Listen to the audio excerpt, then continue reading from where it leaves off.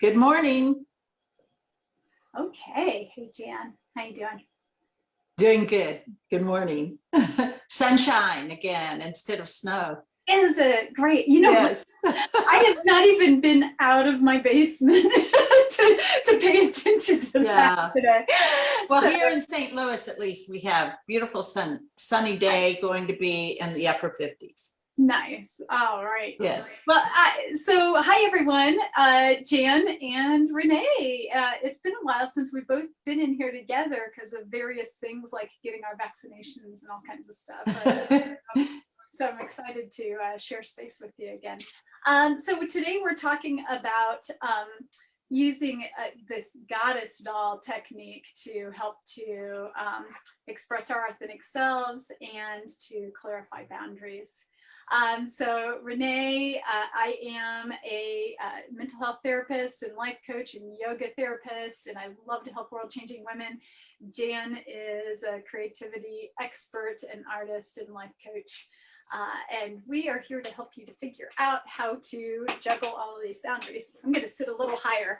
I was wanting everyone to see my painting today because this is part of what we're talking about is how do we use creativity to kind of, like as we get really clear on our authentic selves to actually help us to plant the seed of our intention that we want to bring into the world, our intention around how we want to express ourselves, and how that act, that creative act helps us to continue to generate this creation of this new way of being, right?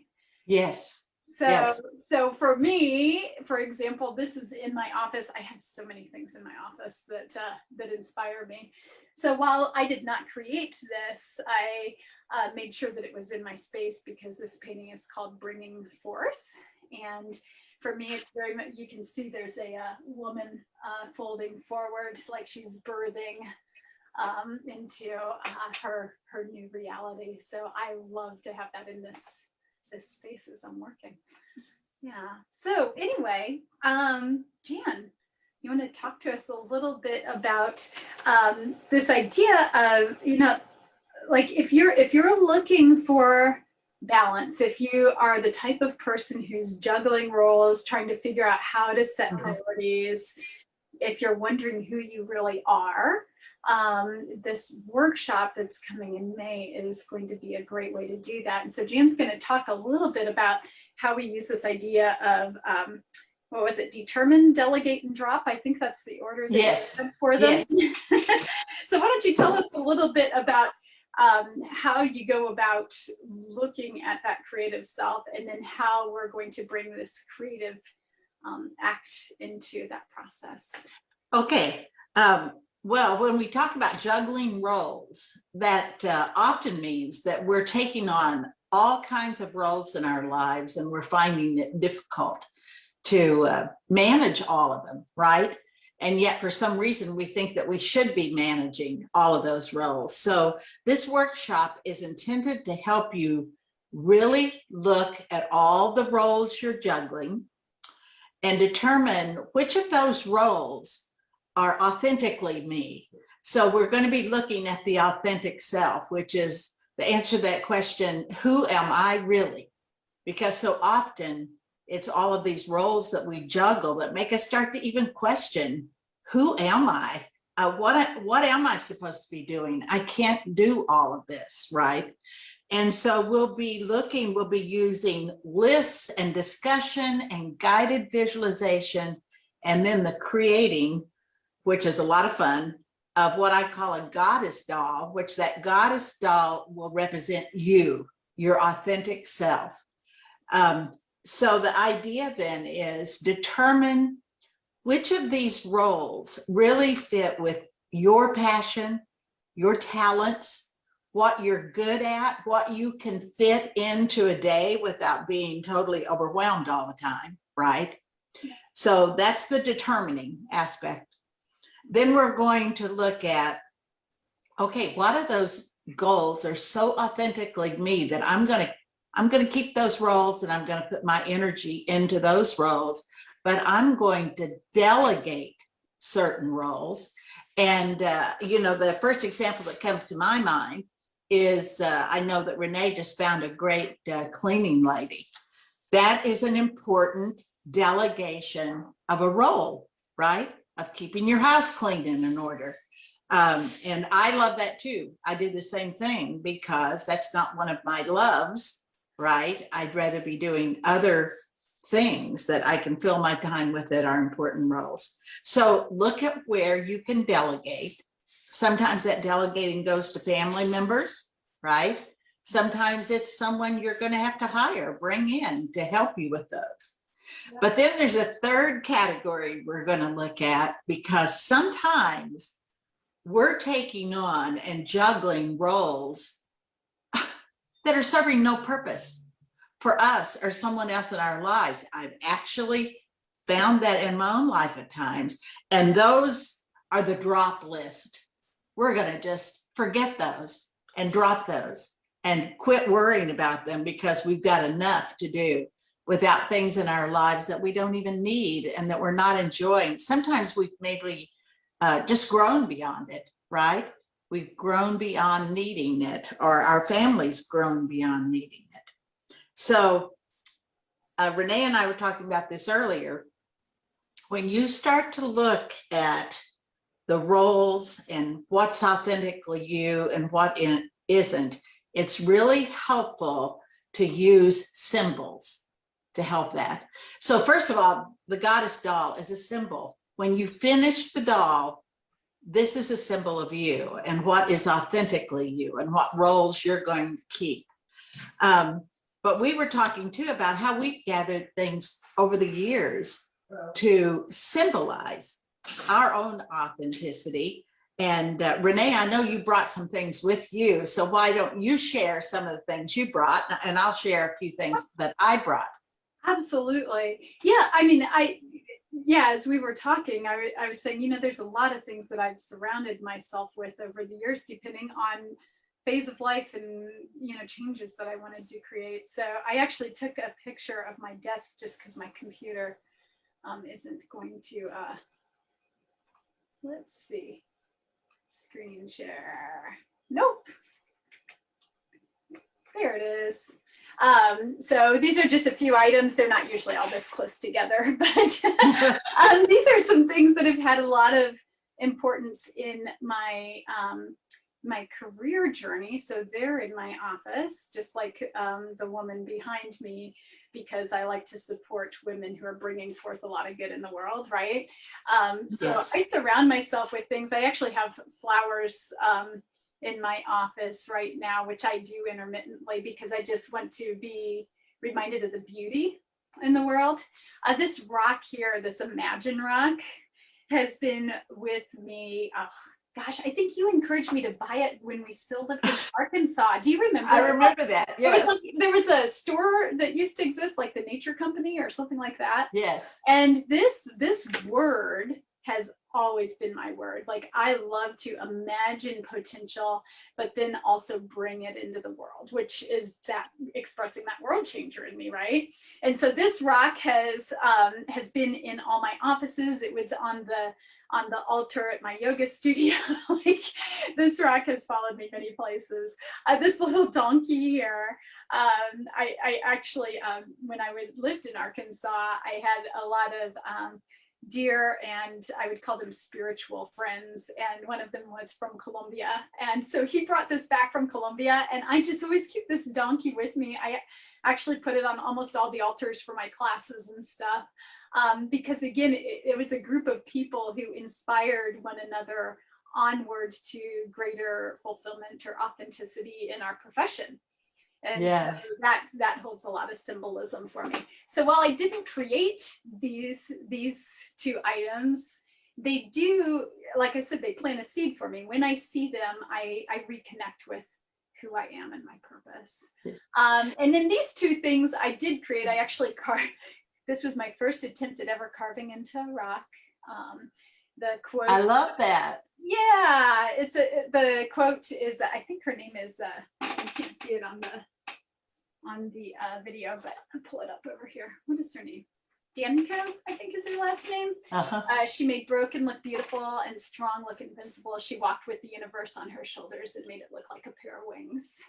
I So love it. I feel like that speaks into the kind of, woman power that I like to, like move through the world with and encourage people on. And then this here is a quote from the Talmud that is resonating for me right now. Like, can I help to move this world forward effectively? So again, that's tapping into my own world changer energy. Right. I've had other things in my life. You and I were talking. I've had jewelry pieces in the past. At one point, because I was trying to shift my relationship with my son, I actually wrapped. It was supposed to be a necklace, but I like wrapped it around my finger lots of times, and the little emblem on the necklace was a labyrinth. And anytime I'd move my hand, the pendant would hit my knuckle. And I felt like I needed that level of continuous awareness of myself by feeling that on my hand to shift our continuous engagement at that point. And so that was another way that I attempted to shift who I was and become more authentic within a relationship. And so that was, while it was something that someone else created, it was a creative act for me to be like, hey, let me wear that in this way. I used to draw with eyeliner on my hands. I'd put symbols and stuff on my hands so I could do that during the day. So just different things like that. What are some examples from yourself? Yes, and I'm going to show some examples, but I want to point out that as you're thinking of joining us to do the Goddess Doll, these are ideas. Like Renee has a word, she has quotes. There's butterfly on something in the back. These could be the type of things you're looking for and gathering together that you can put on your Goddess Doll. And so, yes, I brought a few things here too. Let me make you a little bigger here. Let me do it. Yeah, if you want to get the camera back on me. This is a stone. Is that a beautiful thing? That I bought in Jerome, Arizona. First of all, these are favorite colors of mine. So I was very taken by that. It was mine there. But Arizona has had an interesting impact on my life. I do not desire to live in the desert, but every time I travel to the desert, it is an incredible spiritual experience for me. And I come home with insights. I mean, major spiritual experience that I journal about, that I write about. So this is symbolic of how the desert speaks to me. And it's really, I keep that where I can see it because it reminds me of how nature, even when you're out of your natural element of nature, always speaks to us in amazing ways. Now, here's another piece. This is a piece of driftwood, and I've drawn on it. I've added feathers, crystals. This I keep hanging above a mirror in my living room, actually. Again, the Native American teachings, of which I have a little bit of Native American heritage, really speak to me of the sacredness of nature, of the world around us. And this is symbolic of that part of myself, of how nature is sacred and cares for me. Then something that's just very Christmas ornament, but this purple heart always goes not only on my Christmas tree, but it goes in a corner cabinet where I can see it, because this heart is symbolic of lessons I've received concerning unconditional love. And I think of the color as a spiritual higher level color. And so that's why the purple heart for me means unconditional love. So that gives you some of the things, but I'm gonna share too, a goddess doll that I've made that we'll use as an example so that you'll kind of know the things to look for your own. a bird, which for me represents freedom and flight, right? Time for me to fly. Because if we're so burdened with roles that shouldn't even belong to us, then it's very difficult to fly. So that represents that, finding my authentic roles, my priorities, so that I can fly. I picked this wonderful shell up on the beach in Florida. No, I'm sorry, in Gulf Shores. And I have drawn this. It's in paintings I've done. And when I did this goddess doll, I decided I wanted it on there because it represents for me how all of the burdens and the bumps and the grinds that we go through in life simply makes us more interesting. Okay, so it's symbolic for me in that way. You can pick up things like this represents that desert, right? The Saurora cactus. And I've tied that onto the ribbons. The heart for the unconditional love.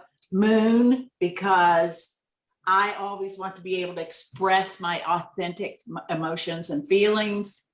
An owl for wisdom. Little sayings that you can pick up. These are on metal. Dream without fear, love without limits. So just to give you an idea of how the goddess doll is an actual symbol for me that I'm going to share with you. And I'd love to hang that in a prominent place as well. So to give you some idea of what Renee and I are talking about when we talk about symbols that can help you to remind you of who you are authentically and what roles you really want to be responsible for in your life. I love it. I love all the symbolism that you put into that. And I think that it's so, assuming that, that you will be joining us, people out here listening, Yes. like take some time to think about what symbolism speaks to you, what quotes, stuff like that, so that you can start gathering your items now, right? Yes, because it isn't just enough to try to determine and delegate and drop those roles. You need those reminders. At least I need those reminders. I think Renee and I are both sharing how I love the example you gave of wrapping the necklace around your finger. So you literally felt that. And each time you felt it, you were reminded of what you were trying to be aware of and what you were trying to do. So it's wonderful how symbols can help us to be reminded of who we really are authentically and what roles we want to be responsible for and we want to take on. And, not to say, I know we're going to always have some roles that we might prefer not to. I'd love to have someone to cook wonderful, healthy meals for me every day. Just haven't seemed to be able to find someone who wants to do that. So I'm going to always be cooking, right? That isn't one of my creative loves. Right. I wish I could figure a way to make that more of a creative act that I would enjoy every day. It's just that I always have all these other things pulling at me that I would rather be doing. So we're going to always have some roles we would like to delegate that maybe we can't. But we're going to try to thin that down so that it's bearable and we can fly and really express ourselves through our most passionate roles. Absolutely. Oh, goodness. Yeah. So, so as we move into May, we really want to invite people to start thinking in this way. Like spring is that time of birthing new potential, right? So yes. So I'm looking forward. I'm actually going to be taking this workshop because I've had my materials gathered for my goddess doll forever and have just not slowed down to like actually create it. And I am the type of person who has to create periodically. So I'm looking forward to being guided in that process on May 15th. If you're interested in registering, we will drop the link below. I do want to share with everyone, we've been trying to figure out how to make sure that you all know what's going on, because these groups are so hard to manage in that way. And this thing is going to be difficult. There it goes. And so what we've decided to do, and this is not up quite yet, but this will be on, we're going to pin this to the top of the page because posts get lost so quickly, like only the ones that people are commenting on a lot pop to the top. Otherwise, you got to scroll through it all to find things. So if you're wanting to get more involved in our discussions, meet some more world-changing women, this is going to be your way to do that. Don't you love that huge vision of me on there? I do like that. It's a great picture. So this is going to be pinned to the top along with all the registration links, just to make life a little easier for y'all. So Important Conversations is happening May 3rd. We're going to be talking about the Asian American community and what's happening with them right now. There's a big picture of you now, Jan. I think you won too. Yoga for Emotional Health on Mondays. Tuesdays, we've got World Changing Topics on the 11th. Ask Me Anything on the 18th. You get the idea. Community Weavers, May 26th. And this workshop we were talking about, we just told you what this is. You can certainly create this on your own, but if you would like to be in community and dig in and start creating and have some focused time. Like that's always the thing for me. Like clearly I've had all the materials, but I need focused time. And then the community to again, to kind of seed all of that is so important to me. So I'm looking forward to doing this in community. So what we're going to do then, this picture will be at the top of the group. And then we will also put all the registration links for the month in the caption for the picture to make it a little easier for y'all. We've got a couple people signed up already, hoping that some more of you will join in. Will join us. I want to say just a little bit too about the materials. There's a material list when you sign up. And then just to give you an idea, you're going to need a piece of driftwood or some piece of wood that will be the basic body for your doll. But to do the face, you can order little faces like this one from Earth Shards, EARTHSHARDS on Etsy or earthshards.com. Or if you will just get some Sculpey clay, and you can get air dry or oven baked, whichever, they have both now, but Sculpey is an excellent clay. You can just get a small piece of that, and I'll show you in the workshop how to make your own face, which is really fun to do too. And then just collect all kinds of ribbons and assorted charms. Michael's and Hobby Lobby, places like that are really fun to just go browse through and see what jumps out at you and what speaks to you. It can be feathers, it may be jewelry that you've had for a long time that you want to work into it, or scraps of cloth, lace, shells, anything that speaks to you. Words, beads, right. Quotes. Now, I've never done shopping like this online, but for those who are COVID, you not hanging out in stores, yes. Are there some good sites to peruse for stuff like that? Is Michael's site pretty good, or? You know what?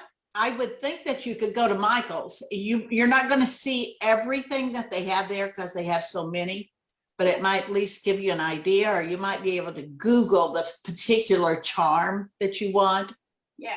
Something, yeah. And some things are going to come up for you.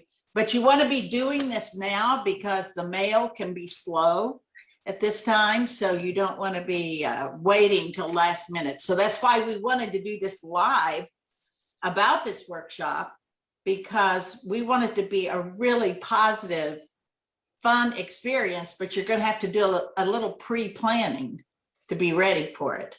For sure. And a good glue is necessary too. I like Well Bond. Mhm. which is easy to find online or at any of these stores. Awesome. But Yeah. yeah. So for those who are already signed up, you're going to get an email with all of that, and we're actually going to send this video as a just as a Yes. register, so you can get all of that.